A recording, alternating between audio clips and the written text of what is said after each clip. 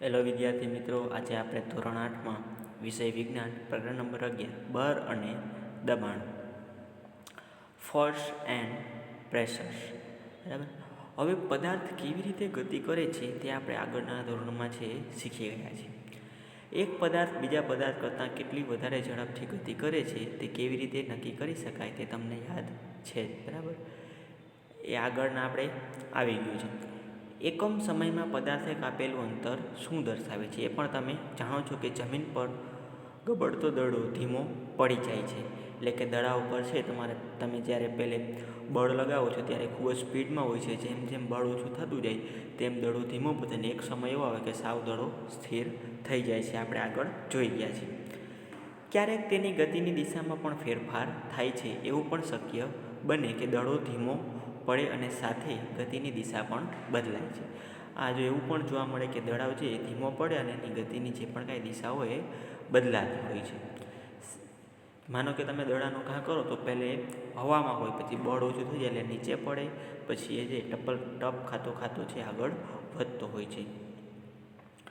અથવા તેની ગતિની દિશા બદલે છે તે અંગે તમને ક્યારેય આશ્ચર્ય થયું છે? કે ચાલો આપણે આપણા રોજબરોજના થોડા અનુભવોને યાદ કરીએ. કે ફૂટબોલને ગતિમાં લાવવા માટે શું કરો છો? તો કે જો તમે અહીંયા ચિત્ર આપેલું છે કે ફૂટબોલ હોય એને ગતિમાં લાવવા માટે શું કરે, તો કે પગથી છે એને આગળ ને આગળ લઈ જવામાં આવે છે. હવે ગતિમાન દડાને વધારે ઝડપથી ગતિ કરાવવા માટે તમે શું કરજો? તો કે તમે શું કરશો કે વધારે છે એને તમારા પગથી છે લાત મારશો એટલે વધારે ગતિમાં આવશે. ગોલકીપર દડાને કઈ રીતે અટકાવે છે? હવે જો સામે અહીંયા ચિત્રમાં તમે જો ગોલકીપર શું કરશે? દડાને હાથથી રોકે છે આગળ જતો. બેટ્સમેન દ્વારા ફટકારેલા દડાને ફિલ્ડર કઈ રીતે રોકે છે? તો કે જો આ ચિત્રમાં તમને આ જોવા મળે છે કે બેટ્સમેન દ્વારા છે એ દડો ફિલ્ડર છે આ રીતના રોકે છે. હોકીનો ખેલાડી હોકી વડે ગતિ કરતા દડાને અહીંયા ચિત્રમાં જોવા મળે એ રીતે તે પણ તેને રોકે છે અથવા તેને ગતિ છે એનાથી કરાવે છે અને સામેનો ખેલાડી છે પોતાની હોકી વડે બોલને પાછો રોકી અને આગળની તરફ ગતિ કરાવે છે. તો એ રીતે તમને અહીંયા એ ચિત્રમાં પણ આપેલું છે. હળવા ફટકાથી ગતિની દિશા બદલે છે. કે તમે એને ફટકો મારો તો ગતિની દિશા શું થઈ જશે? બદલી જશે. આ બધી પરિસ્થિતિઓમાં દડાની ગતિ વધે છે કે ઘટે છે? તેની ગતિની દિશા બદલાય છે કે દડો સ્થિર થાય છે? કે આમાં અલગ અલગ બધી વસ્તુઓ જોવા મળે કે દડાની ગતિ વધે ઘટે, એની દડો જે સ્થિર થાય અસ્થિર થાય. બરાબર. જ્યારે દડાને લાત મારી કે ધક્કો મારીએ છીએ કે ફેંકી અથવા તો હળવો ફટકો મારીએ ત્યારે આપણને તેના પર બળ લાગાડ્યું છે તેમ કહીએ છીએ. જો દડાને લત મારી અથવા તેને ધક્કો મારી અથવા તો એને આપણે હાથથી થ્રો કરી એટલે કે ફેંકી ત્યારે આપણે દડા પાછળ શું કહીએ કે તેની પાછળ આપણે બળ લગાડીએ છીએ. તો હવે બળ શું છે? જ્યારે તે વસ્તુઓ પર લાગે છે ત્યારે તે શું કરી શકે છે? હવે આ બળ છે શું છે? વસ્તુઓ પર લાગે તો તે શું કરી શકે છે? આ પ્રકરણમાં આપણે આવા પ્રશ્નોના જવાબ મેળવવાના છે. જો અહીંયા હવે આવે છે કે બળ, ધક્કો કે ખેંચાણ. શું કહે છે? બળ, ધક્કો કે ખેંચાણ. અમુક કાર્ય કરવા માટે આપણે ચૂંટવું, ખોલવું, બંધ કરવું, લાત મારવી, ફટકારવું, ઉચકવું, હળવો ફટકો મારવો, ધક્કો મારવો કે ખેંચવું જેવી ક્રિયાઓનો ઉપયોગ કરીએ છીએ. જો વિદ્યાર્થી મિત્રો તમે પણ તમારા રોજબરોજના જીવનમાં ઘણી બધી આ ક્રિયાઓ જ કરતા હો, કાંઈ પણ તમે જ છે ઘરમાં પ્રવેશો તો દરવાજો શું કરશો? ખોલશો તો બંધ કરશો.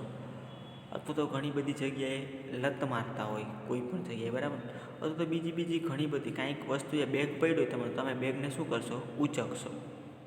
અથવા તો કોઈ પણ વસ્તુ હોય ને તમે ધક્કો મારશો અથવા કાંઈ પણ વસ્તુ ખેંચશો જેવી ક્રિયાઓ છે એ આપણે એનો ઉપયોગ કરીએ છીએ. આ ક્રિયાઓમાંની દરેક ક્રિયા સામાન્ય રીતે પદાર્થની ગતિમાં ફેરફાર કરે છે. હવે આ ક્રિયા તમે કરશો એટલે પદાર્થની ગતિમાં શું થશે? તો કે ફેરફાર થશે. તમે બેગ છે ને ઉચકશો એટલે બેગ શું થાય? તો કે ઉપર આવી જશે. દરવાજો છે ને ધક્કો મારશો તો દરવાજો ખુલી જશે. આવી અનેક પ્રકારની ક્રિયાઓ છે જોવા મળશે અને પદાર્થ તેની ગતિમાં ફેરફાર કરે છે. તો શું આવા બધા શબ્દો માટે કોઈ એક શબ્દ વાપરી શકાય? તો કે ચાલો આપણે જોઈએ કે આના બધા માટે આપણે એક જ શબ્દનો ઉપયોગ કરી શકીએ. તો કે આપણે જોઈએ તેને. માની લો કે અહીંયા તમને એક કોષ્ટક આપેલું છે. બરાબર. કે ટેબલ પર પડેલ પુસ્તકને ગતિ કરાવવી, તો એને તમે શું કરશો? તો કે ધક્કો મારવાનો. તો કે શું કરવાનું? તો કે હા, ધક્કો મારવાનો, ખેંચવામાં આવશે ના. એવી રીતે દરવાજો ખોલવો કે બંધ કરવો, તો દરવાજામાં શું આવશે? તો કે ધક્કો પણ મારી શકો દરવાજાને તમે, અથવા તો ખેંચવું. દરવાજાને તમે શું કરશો? બંધ કરવો હોય તો ખેંચવો પણ પડે. અથવા ત્યાર પછી કૂવામાંથી પાણી ભરેલ ડોલ ખેંચવી, તો એમાં શું આવશે? ખેંચવું. આ રીતે અનેક છે તમે તમારા દિવસ દરમિયાન છે પ્રવૃત્તિ કરતા હો છો, તો એ પ્રક્રિયા થઈ. હવે તમે નોંધ્યું કે ઉપરની દરેક ક્રિયાને ધક્કો મારવું કે ખેંચવું કે બંનેમાં વહેંચી શકાય, કે ગમે તે પ્રક્રિયા તમે કરશો તો એમાં બંનેમાં ધક્કો મારો તો ખેંચવું જ આવશે. તો આપણે અનુમાન લગાવી શકીએ કે એ વસ્તુની ગતિને લાવવા માટે ધક્કો મારવો પડે છે અથવા તો ખેંચવી પડે છે. એ કોઈ પણ વસ્તુ હોય, તમારે તેને ગતિમાં લાવવી હોય તો કાં તો તમારે તેને ધક્કો મારવો પડે અથવા તો તેને તમારે ખેંચવી પડે, ત્યાર પછી જ તે ગતિમાં આવે છે. વિજ્ઞાનમાં પદાર્થને ધક્કો મારવો કે ખેંચવો તેને બળ કહે છે, કે વૈજ્ઞાનિક ભાષામાં તમે જે ખેંચો છો અથવા તો જે ધક્કો મારો છો તેને બળ કહેવામાં આવે છે. આ પરથી કહી શકાય કે બળ લગાવવાથી વસ્તુઓ ગતિમાં આવે છે. તમે કોઈ પણ વસ્તુ પાછળ બળ લગાવો ત્યારે એ વસ્તુ છે એ ગતિમાં આવે છે. બળ ક્યારે અસ્તિત્વમાં આવે છે? ચાલો આપણે તેને પણ જોઈએ કે બળ છે એ અસ્તિત્વમાં ક્યારે આવે તે જોઈએ. હવે જોઈએ, બળ આંતરિક ક્રિયાને કારણે ઉદ્ભવે છે, કે શરીરની અંદર જે આંતરિક ક્રિયાઓ થાય તેના કારણે બળ છે એ ઉદ્ભવે છે. હવે જોઈએ આપણે પછી ધારો કે એક વ્યક્તિ સ્થિર કારની પાછળ ઊભો છે. જો અહીંયા ચિત્રમાં એક વ્યક્તિ જે કાર સ્થિર પડેલી છે તેની પાછળ તે ઊભો છે. હવે તે વ્યક્તિની માત્ર હાજરીના કારણે કાર ગતિમાં આવશે. હવે કાર પણ અહીંયા ઊભી છે અને વ્યક્તિ પણ ઊભો છે, તો આ વ્યક્તિ ઊભો છે તેનાથી કાર ગતિમાં આવશે? તો કે કાર ગતિમાં આવશે નહીં. શા માટે? તો કે તે કાંઈ તેના પાછળ બળ લગાવતો નથી. હવે ધારો કે વ્યક્તિ કારને હવે ધક્કો મારવાનું શરૂ કરે છે, એટલે કે તે તેના પર બળ લગાડે છે, તો લાગેલા બળની દિશા કારમાં, તો અહીંયા બીજામાં શું કહે છે ચિત્રમાં, કે વ્યક્તિ છે એ ધક્કો મારે છે કારને, જેના પરથી શું થાય? તો કે કાર છે એ ગતિમાં આવે છે અને આગળ વધે છે. આ વ્યક્તિ ધક્કો મારતો બતાય છે, ગતિ કરે છે. નોંધો કે કારને ગતિમાં લાવવા માટે વ્યક્તિએ કારને ધક્કો મારવો પડે. તો એ રીતે આપણે જોઈ શકીએ કે જો કારને ગતિમાં લાવવી હોય આપણે, એ વ્યક્તિ પાછળ ઊભો હોય તો માત્ર ઊભો રહીએ તો કાર ગતિમાં ન આવે, પણ એ વ્યક્તિએ તેને ધક્કો મારવો પડે ત્યારે જ કાર ગતિમાં આવે છે. ત્યાર પછી